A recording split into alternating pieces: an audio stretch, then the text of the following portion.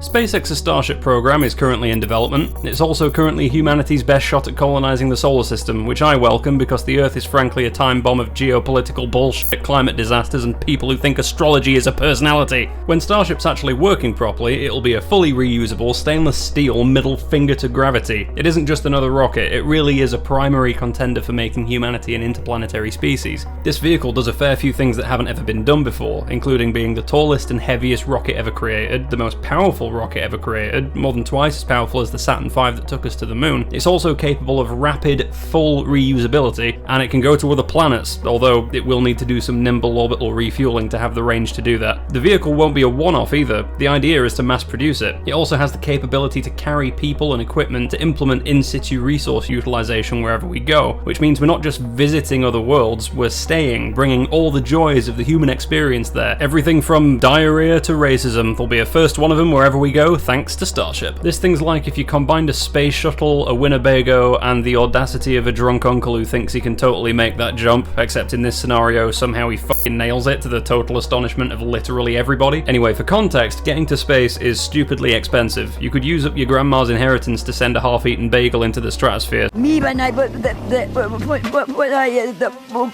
So imagine the cost of sending a bunch of dudes and all the shit they need to not die for several years 225 million kilometers away and bring them back still strong enough to stand up and speak in coherent sentences and also preferably not be riddled with tumors. Starship follows on from SpaceX's previous successes with their Falcon 9 launch system, which reuses the first stage, but Starship flips the script by being fully reusable. So the ship part at the top, filled with 100 tons of Yu-Gi-Oh cards or prostitutes or whatever, can be landed and reused as well as the booster. Having a reusable vehicle means drastically lower costs, so you don't have to throw away the GDP of Brazil just to get a fat dog into orbit. Lower costs enable more frequent launches and more cost savings, which means more launches, and also the economics of scale where everything gets cheaper, so you do more launches and then everything gets cheaper still. I like Starship for this reason. The key difference is they're building the factories that build rockets rather than just building a rocket. Plus, watching the thing launch is hilarious. Like, I'm not a sports guy, but this is my equivalent of watching sports. It's fucking great. Looking ahead to March, every football team will be playing football several times and in various combinations.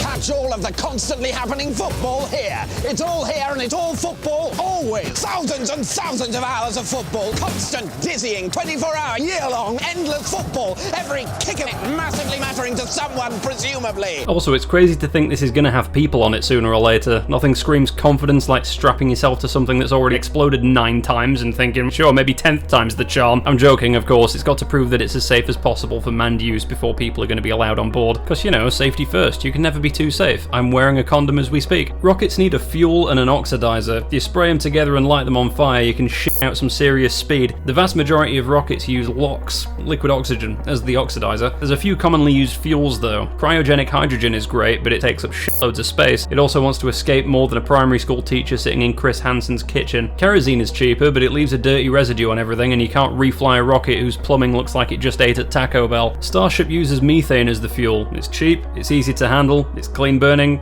Methane is the Goldilocks propellant for a reusable rocket. You don't have to send a bunch of Victorian chimney sweepers up there to clean it out after using it, and also the fuel doesn't relentlessly try to escape containment like a fucking SCP, it just sits there and then you can use it. Oh, and guess what? You can make methane anywhere there's carbon and water, which last I checked includes definitely Mars, maybe some parts of the moon, shitloads of different asteroids, a bunch of other sick places like Titan and the moons of the gas giants. You could just plug this bitch into a cow's arse and it'd fill her up. If full reusability is the bicycle that lets you get to your important business meeting, orbital refueling is the brightly lit highway that lets you get there while avoiding a minor stabbing incident. Honestly, my one gripe with the Starship launch system is the need for orbital refueling, but the thing is, it's kind of inevitable regardless of what we do. Once humanity has a presence in space, and we have orbital infrastructure in place to refill vehicles as needed, space travel will become exponentially easier and easier. Just getting into low Earth orbit is essentially halfway to anywhere else in the solar system from a fuel perspective. It's unintuitive, but when it comes to space travel, how difficult it is to get somewhere, as in how much fuel you need to get there, how big your spaceship needs to be, doesn't have much to do with how far away things are from each other. For example, I could throw something across a gap the size of the solar system if that gap had nothing in the way. The thing I threw would just slowly drift across. It would take ages, but it would get there. What takes a lot of energy is catching up to something that's moving away from you really quickly, especially if you're fighting a strong gravity well the whole time and fighting your way through an atmosphere. That's exactly what we need to do when we're trying to get off of Earth into orbit, and then you essentially need to do it again when you go from Earth orbit to anywhere else. And if, for example, they just made Starship bigger to compensate, so it could carry more fuel and then it wouldn't just be stranded with no fuel when it gets to orbit, it would then be heavier, so you'd need to increase the size of the booster to recoup those losses. And then the whole thing would be even heavier, so the engines would need to be larger to achieve the same thrust to weight ratio, which would then make it even heavier again, so you'd need more fuel again. At a certain point, you'd just be launching something the size of the Burj Khalifa into space, at which point you'd probably win the Intergalactic Award for least practical object in all of corporeal reality. Right now, we don't have permanently stocked orbital fuel stations, nor do we have space stations where we can move between ships specifically made for transitioning the atmosphere and ships made specifically for cruising on an interplanetary trajectory. Until we have that kind of stuff, we're going to have to stick with this slightly clunky, stupid fucking process of getting spacecraft into orbit that has no fuel left when it gets there, and then you launch a bunch of successive tanker rockets to dock with the manned ship and gradually replace all the fuel it lost getting there in the first place. They haven't actually tried orbital Starship docking and fuel transfer yet. In fact, we don't even know for certain how they'll do it. The most recent renders show manned and tanker variants docking back to back, but all the renders show them doing it butt to butt. I mean, for all we know, they might end up doing it missionary doggy style or cowgirl by the time they actually do it, so we'll just have to wait and see. NASA is really relying on this thing working. SpaceX put a bid in to provide a lunar lander for NASA's Artemis program, and then submitted a proposal which is clearly a Starship with some glasses and a fake mustache, which was then selected. There's some real multi-billion-dollar figures and shitloads of time pressure behind all this, so they are very eager to test this thing as quickly as possible. Especially so now that Trump and Musk are, I don't know, holding hands and having sleepovers or whatever the fuck it is those two cartoon characters are up to. Landing on Mars is the main stated goal of this vehicle, and while Mars is the next best terrestrial body for habitation than Earth, it's not tremendously less feasible to permanently inhabit a variety of other locations throughout the solar system. Getting to Mars is more than just about it being good for resources there, it's just as much about making a statement. Mars is kind of this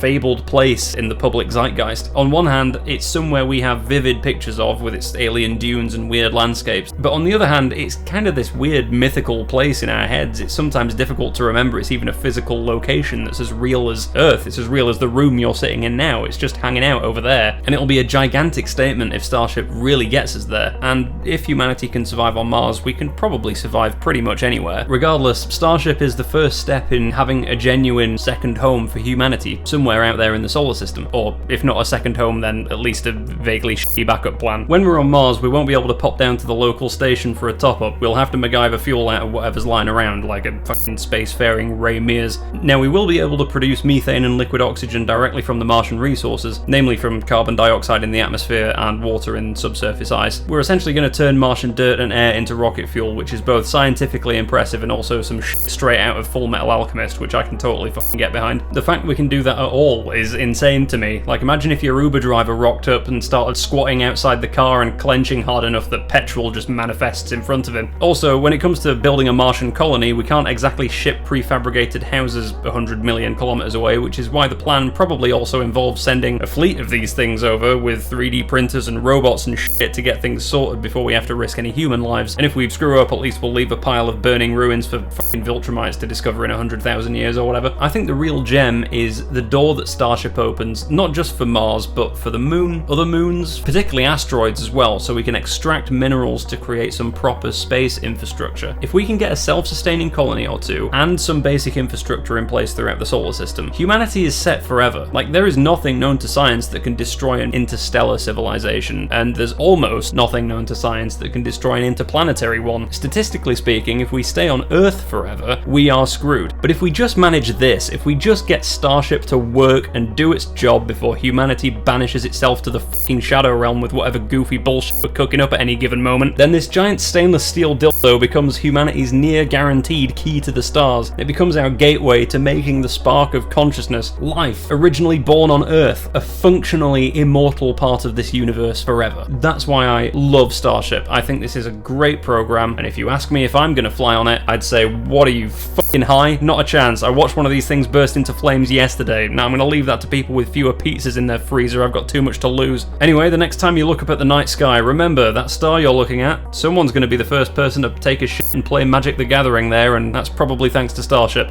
Anyway, that's about it. Thanks for watching. Like and subscribe if you want to, and I'll catch you in the next one. Zandros over and out.